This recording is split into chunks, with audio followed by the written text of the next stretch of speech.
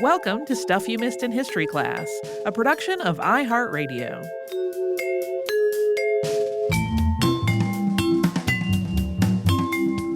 Hello and welcome to the podcast. I'm Holly Fry. And I'm Tracy V. Wilson. So when we did our episode on Albert Bierstadt a little while back, not that long ago, I mentioned that Fitz Hugh Ludlow, whose wife Bierstadt fell in love with and ultimately stole away, you could say, was going to be his own episode. And today's the day. So Fitz Hugh Ludlow's fame as a writer came very quickly when he was very young, and it was directly tied to his drug use initially. So know up front that a lot of this episode is going to talk about that. Because he was a writer and a highly productive one, we have a lot of examples of that writing included, and some of it does kind of wax rhapsodic about that drug use. Not all of it. Some of it is on the other side of that equation. So if you listen, though, with younger history buffs, you might want to pre-screen this or even skip it entirely.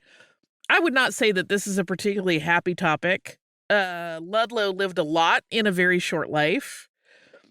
But he's really, really interesting to me, and the reason I wanted to give him his own episode is because in his final years, his advocacy for true compassionate treatment and destigmatization of the illness of addiction was so far ahead of its time and used language that has really only become the accepted or preferred way to discuss those things in like the last decade.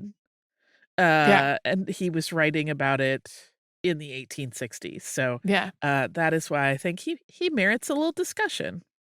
When I was reading through this, it reminded me a little bit of when we were reading about all the self-experimentation with nitrous oxide. Yeah. And like reading people's accounts of what it felt like to be on that. And like, there's some of this in this episode too, although about other substances, not nitrous oxide. Fitz Hugh Ludlow was born in New York on September 11th, 1836, and born into a deeply abolitionist family.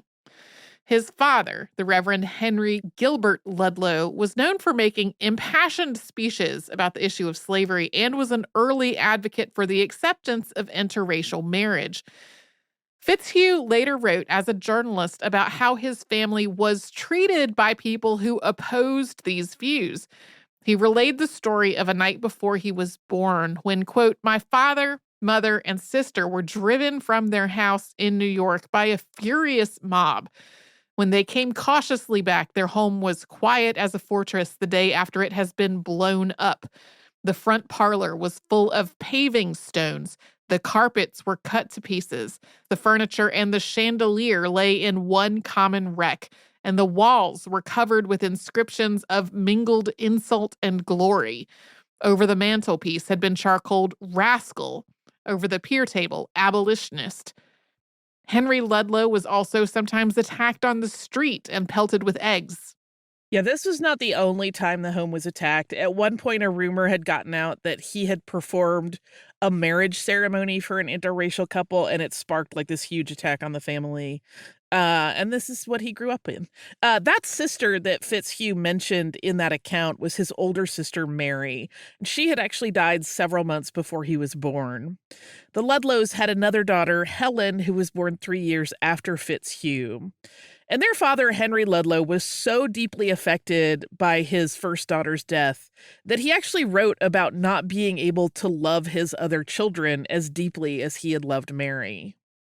Per his own account, Fitzhugh was told stories about abolitionists from his earliest days.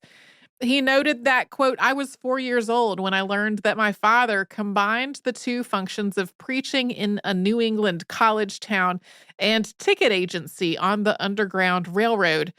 Although he took that literally, as a lot of kids do, to mean that there was an actual railroad that had a station in the family's basement.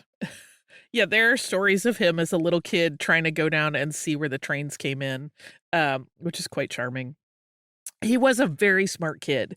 His father boasted that Fitzhugh had taught himself to read by the age of 5.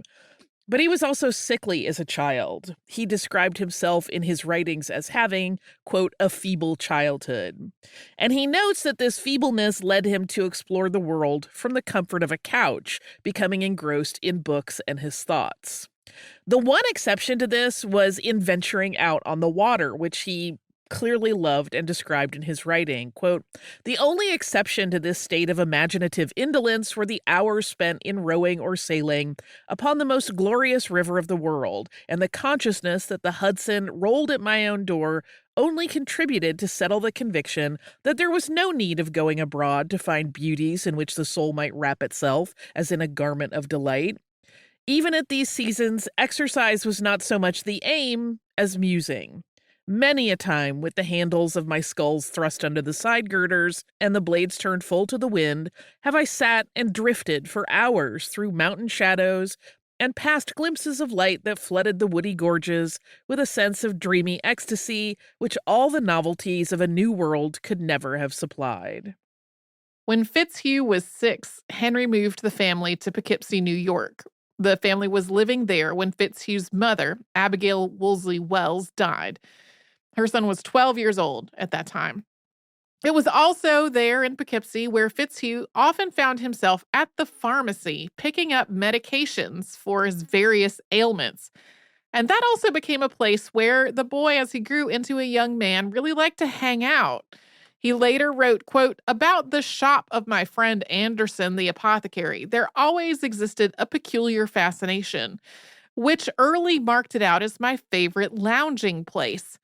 In the very atmosphere of the establishment, loaded as it was with a composite smell of all things curative and preventive, there was an aromatic invitation to scientific musing.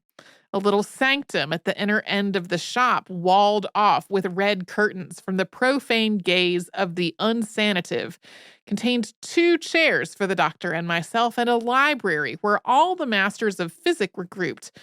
Through their sheep and paper representatives in more friendliness of contact than has ever been known to characterize a consultation of like spirits under any other circumstances. Yeah, I didn't include it really in this outline, but I will say, as something of an autodidact in the sciences, he really did know a lot. In a lot of his papers, he talks about science in extremely clear terms and with an obvious deep grasp and understanding of what he's talking about. This pharmacy is also where Fitz Hugh began his recreational drug use. And it started with experimenting with various things that were just available to him there.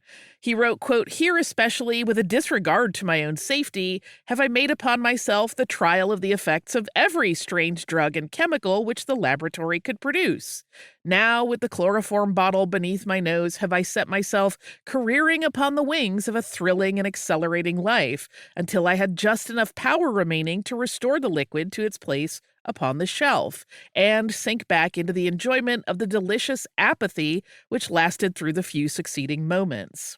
Now ether was substituted for chloroform, and the difference of their phenomena noted, and now some other exhilarant in the form of an opiate or stimulant was the instrument of my experience, until I had run through the whole gamut of queer agents within my reach.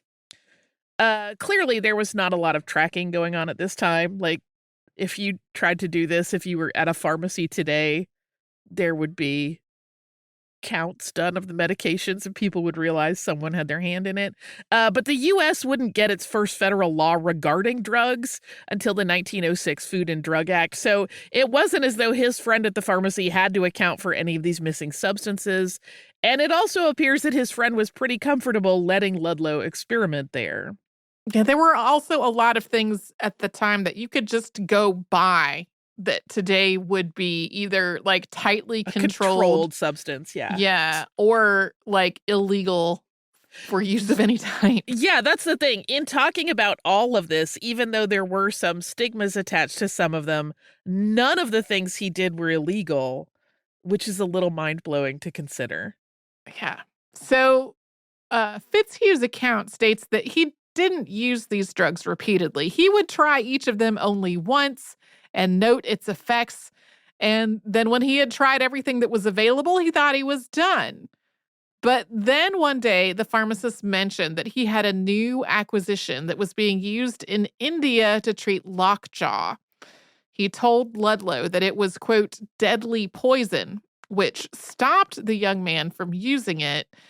Ludlow spent the rest of the morning researching this new substance, which was labeled cannabis indica. So we're going to get into Ludlow's fascination with this new substance after we first pause for a sponsor break.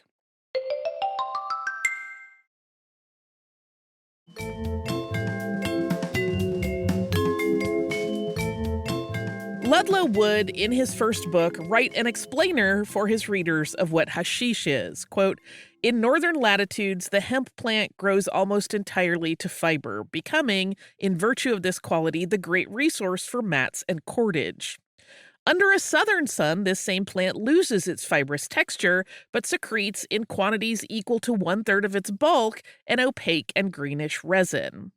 The resin of the cannabis is hashish. The forms in which it is employed are various. Sometimes it appears in the state in which it exudes from the mature stalk as a crude resin.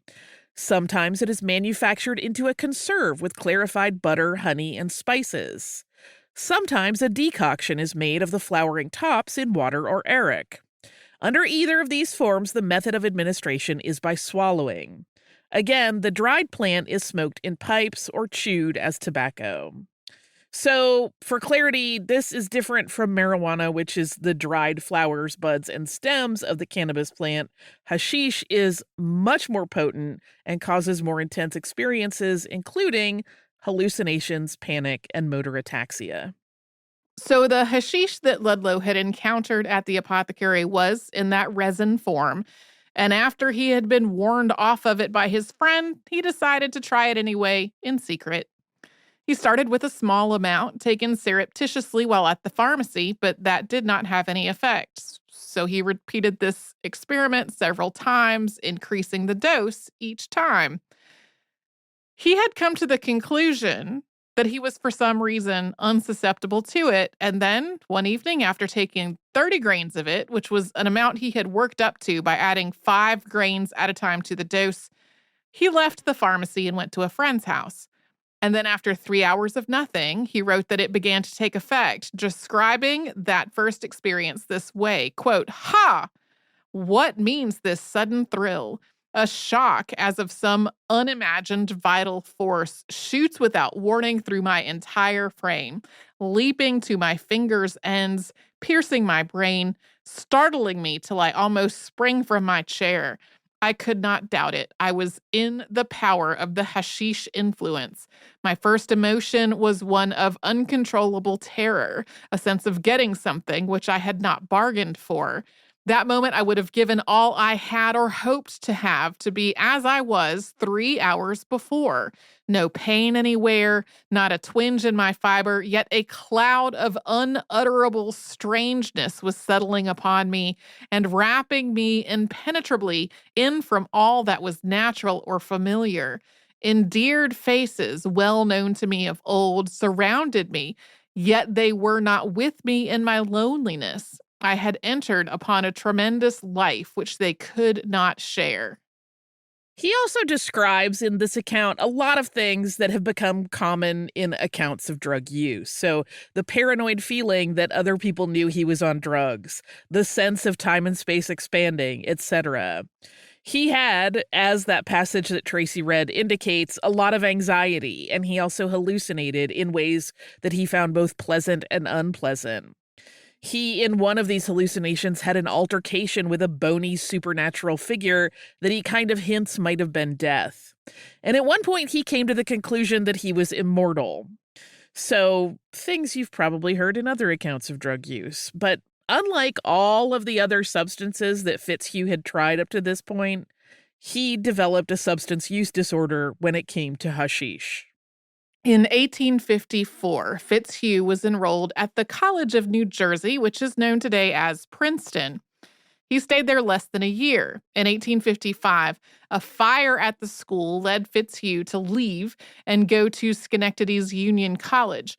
He was an average student, and socially descriptions of him during this time vary pretty wildly.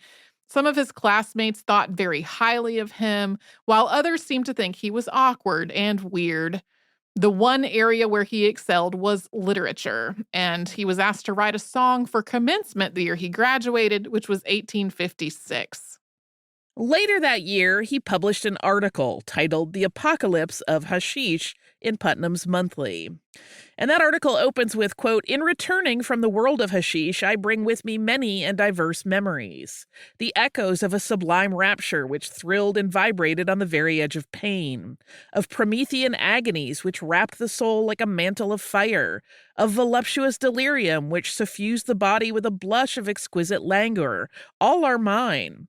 But in value far exceeding these is the remembrance of my spellbound life as an apocalyptic experience.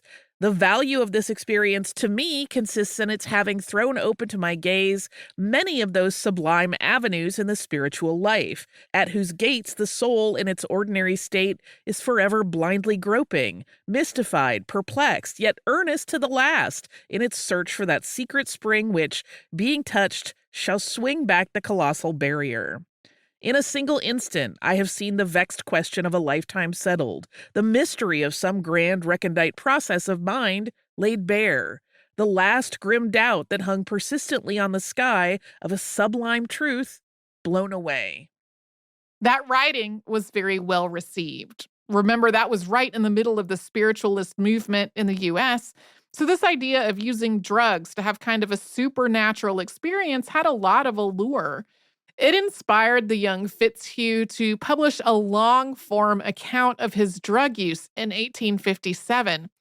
That was titled The Hashish Eater, being passages from the life of a Pythagorean. That book starts with a quote from Samuel Taylor Coleridge's poem Kubla Khan, quote, "Weave a circle round him thrice, and close your eyes with holy dread, for he on honeydew hath fed, and drunk the milk of paradise." Kubla Khan was written by Coleridge in 1797, and it was left unfinished. The text of the poem blames an interruption that Coleridge had while writing, and it was never intended for publication. But after Coleridge died, Lord Byron published the work in 1816, and this particular piece of poetry is invoked by Ludlow, probably because in the original manuscript of the work, Coleridge noted that the dream he had that inspired it was brought on while he was drugged, writing, quote, "This fragment, with a good deal more not recoverable, composed in a sort of reverie brought on by 2 grains of opium taken to check a dysentery." The introduction of Ludlow's book also invokes another account of drug use, the 1821 book by Thomas de Quincey, Confessions of an English Opium Eater. In Ludlow's preface, he writes, quote, "I like prefaces as little as my readers can. If this so proverbially unnoticed part of the book catch any eye, the glance that it gives will of course travel no farther to find my apology for making this preface a short one. There is but one thought for which I wish to find place here. I am deeply aware that, if the succeeding pages are read at all, it will be by those who have already learned to love De Quincey. Not that I dare for a moment to compare the manner of my narrative with that most wondrous, most inspired dreamer's, but in the experience of his life and my own there is a single common characteristic, which happens to be the very one for whose sake men open any such book. The path of De Quincey led beyond all the boundaries of the ordinary life into a world of intense lights and shadows, a realm in which all the range of average thought found its conditions surpassed, if not violated.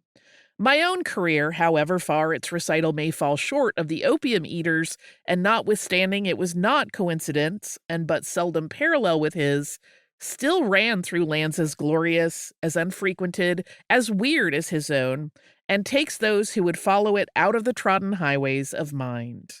He also refers to his own book as a, quote, resume of experiences, and talks of them as being, quote, my cup of awakening. And he notes that there are some commonalities between his experiences and the ones relayed by De Quincey in his book, and specifically regarding perception and memory. Ludlow writes, quote, acknowledging the resemblance, I only say that we both saw the same thing.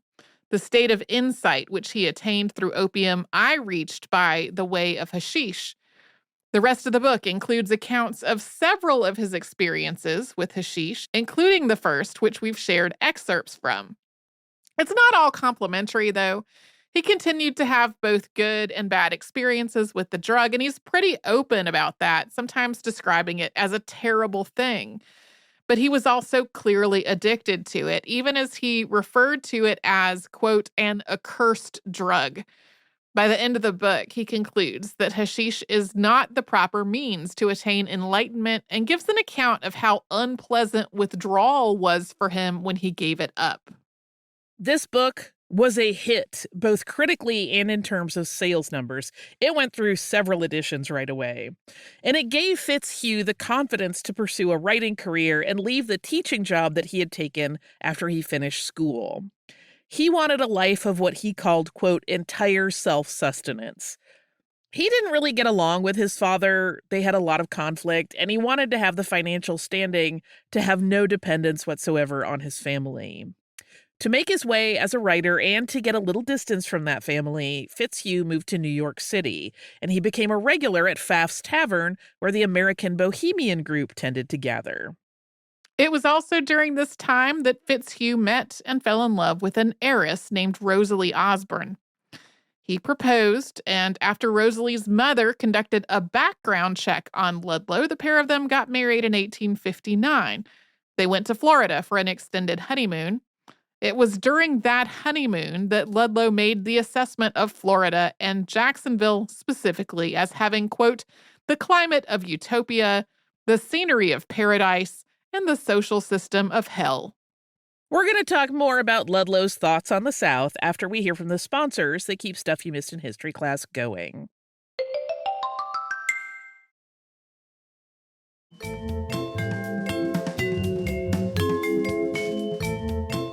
Ludlow later wrote in his observations of Southern culture that he was not really surprised by the fact that white men routinely had sexual relations with enslaved black women, but he was surprised that it was accepted by everyone as just kind of a normal part of life. And he illustrated this with an example. Quote, the particular friend of one family belonging to the cream of Florida society was a gentleman in thriving business who had for his mistress the waiting maid of the daughters. He used to sit composedly with the young ladies of an evening, one of them playing on the piano to him, the other smiling upon him over a bouquet, while the woman he had afflicted with the burdens without giving her the blessings of marriage came in curtsying humbly with a tea tray. Everybody understood the relation perfectly, but not even the pious shrugged their shoulders or seemed to care. I will say in all of his writings about this, he doesn't really bring up the issue of consent, which is obviously another problem, but he's just kind of befuddled by how everybody accepts this as normal. In an article for The Atlantic written in April 1865, Ludlow writes a rather scathing cataloging of this incident, as well as many other aspects of Southern culture and its inconsistencies as it related to the issue specifically of slavery.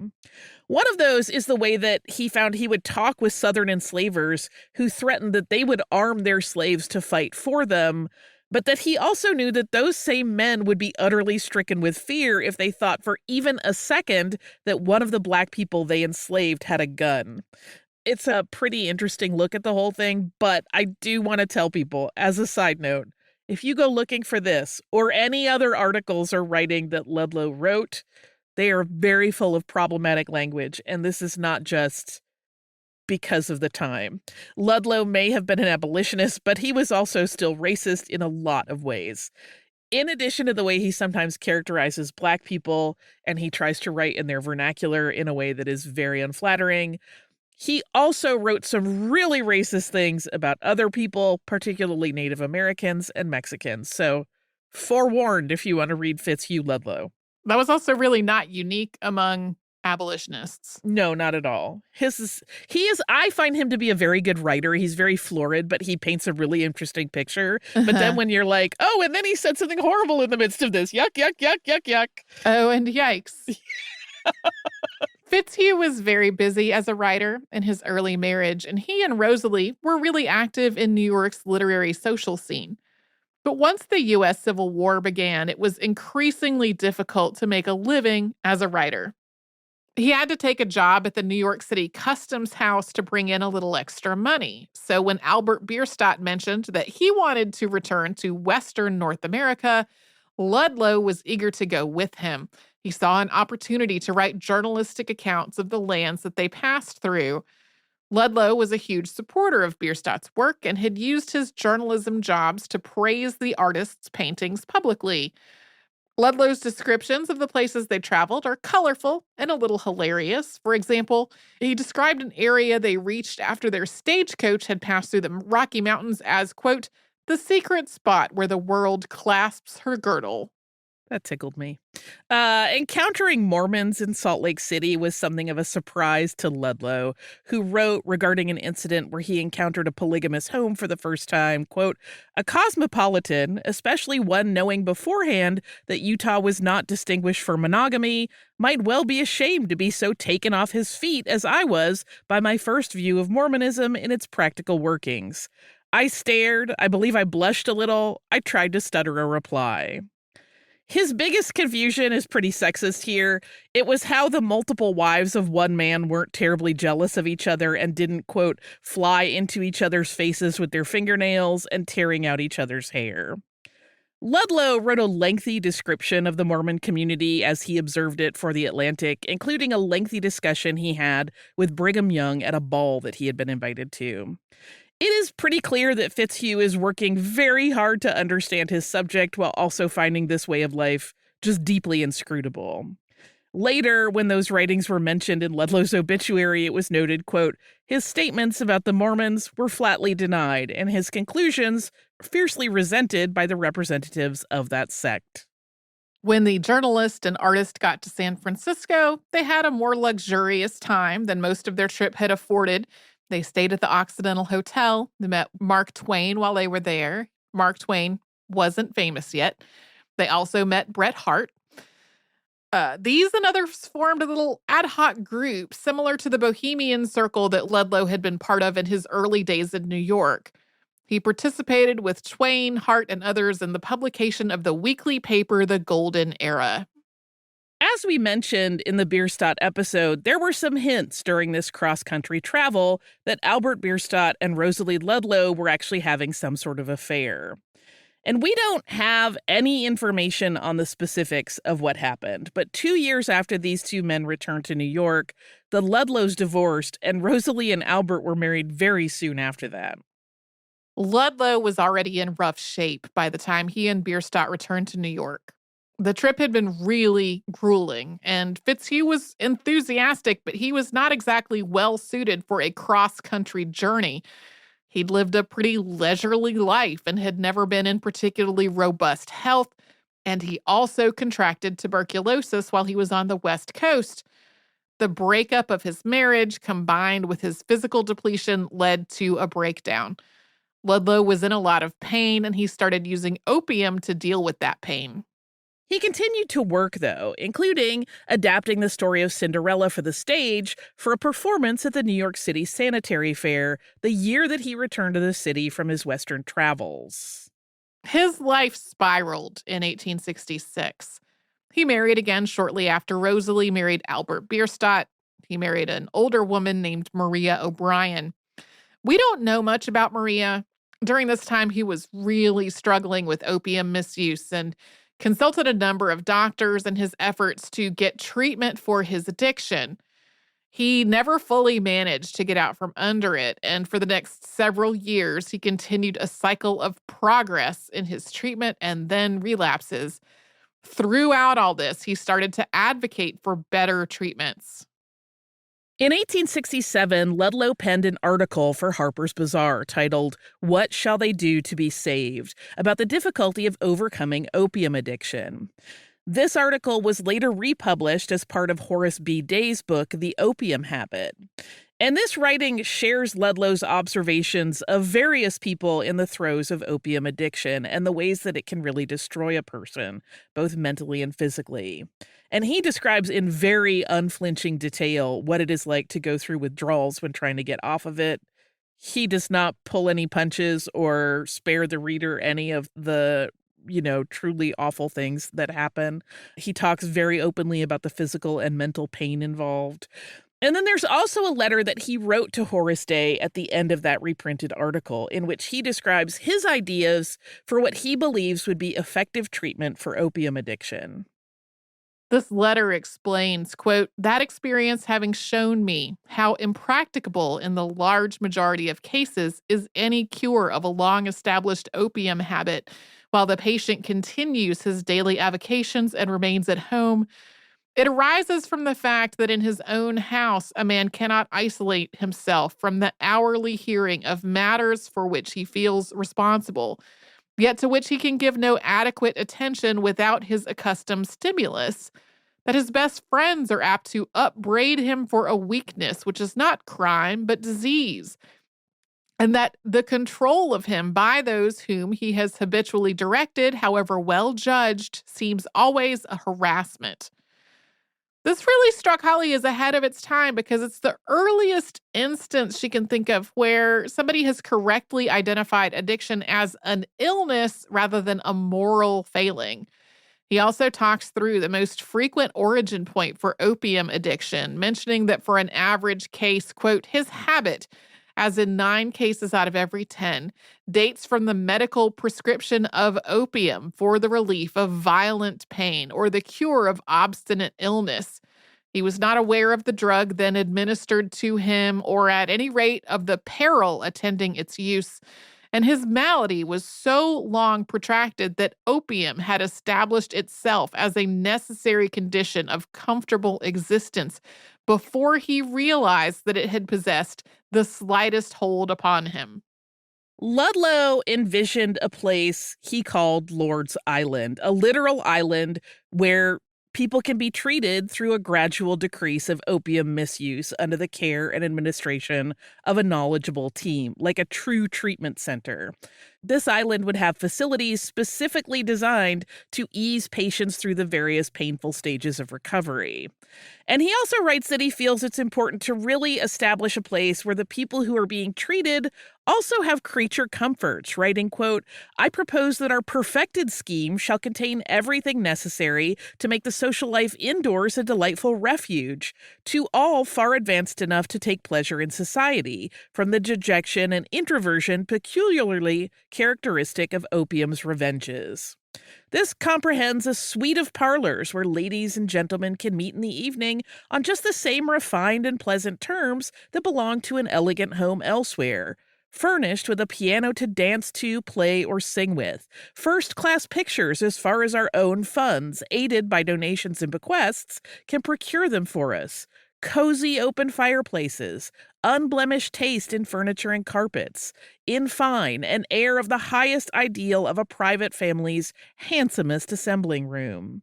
I propose a billiard room with a couple of tables, so neatly kept that both ladies and gentlemen can meet there to enjoy the game.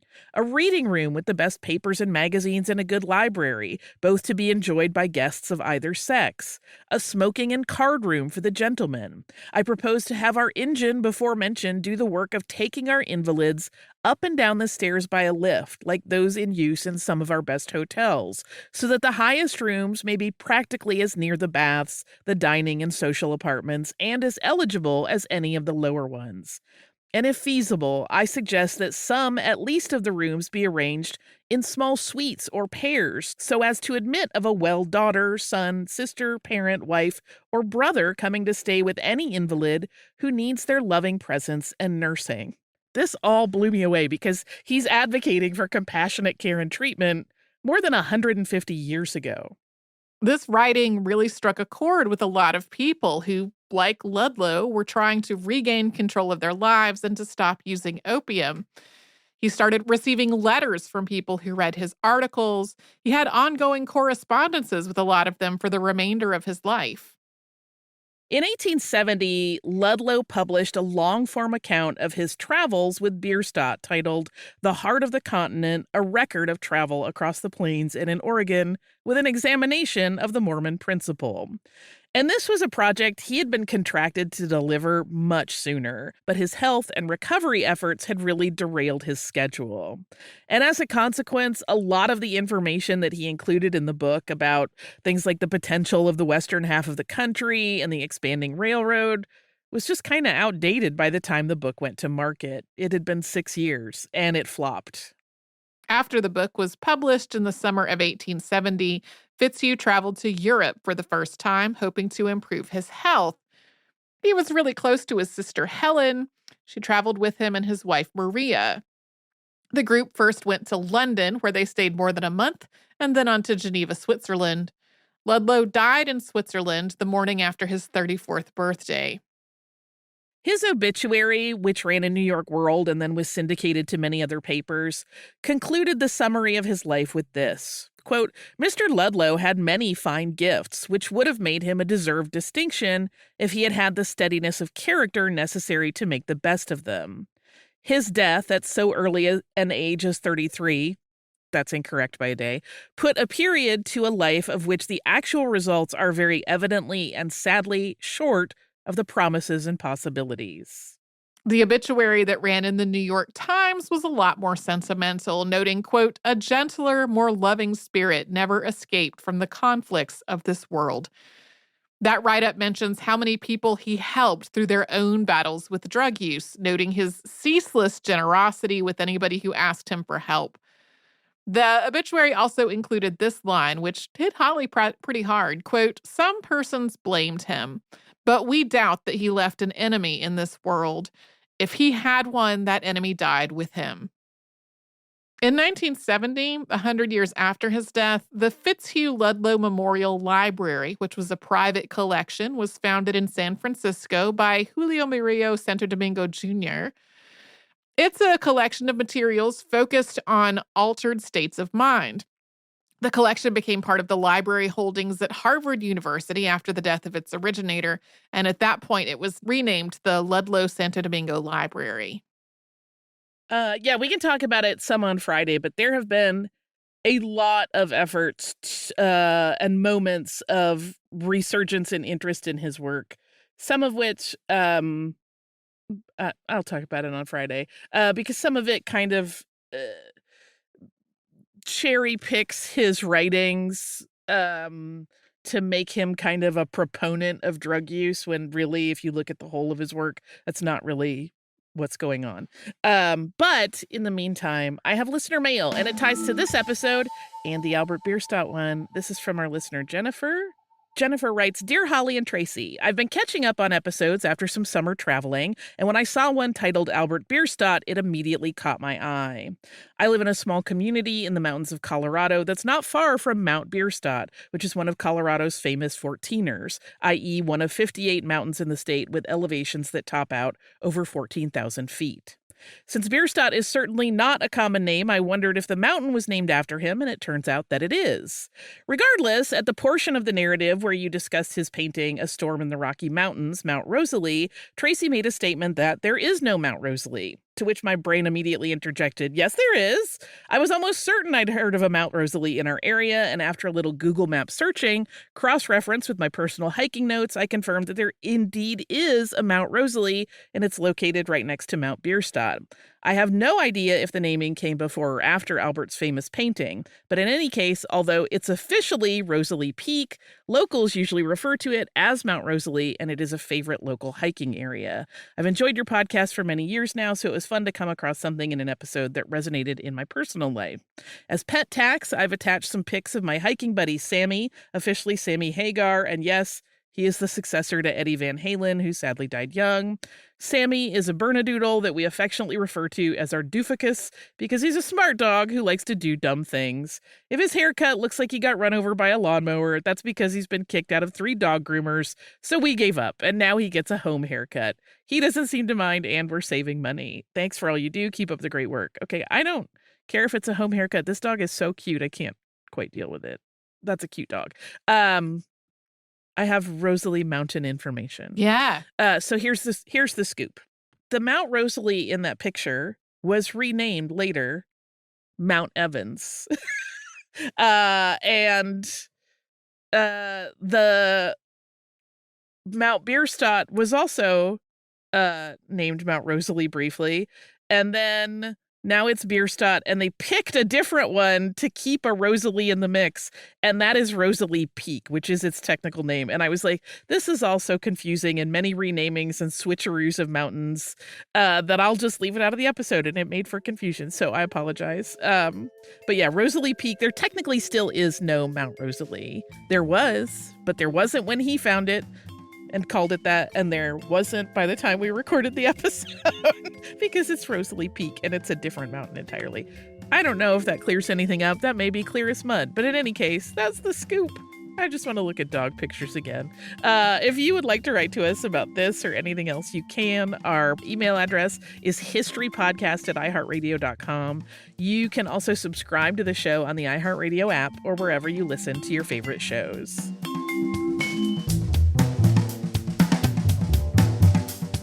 Stuff You Missed in History Class is a production of iHeartRadio. For more podcasts from iHeartRadio, visit the iHeartRadio app, Apple Podcasts, or wherever you listen to your favorite shows.